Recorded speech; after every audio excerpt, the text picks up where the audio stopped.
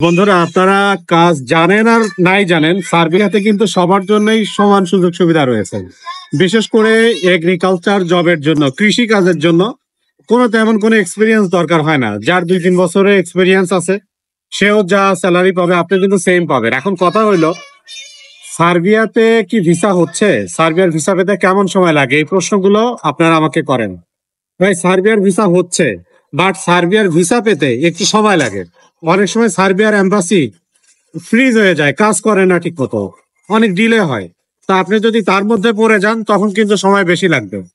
আপনার পারমিট আসার পরে যখন আপনি সবকিছু এম্বাসিতে জমা দেবেন, তখন এম্বাসি যদি ফার্স্ট কাজ করে তাহলে কিন্তু সর্বোচ্চ 1-1.5 মাসের মধ্যে, 2 মাসের মধ্যে আপনি একটা রেজাল্ট পেয়ে যাবেন। আর যদি না হয়, ওরা যখন ফ্রিজ হয়ে যায় তখন যদি ওর মধ্যে পড়ে যান তাহলে কিন্তু অনেক সময় লেগে যাবে। 6 মাস, 8 মাস, 1 বছর এরকমও লেগে যায় অনেকে।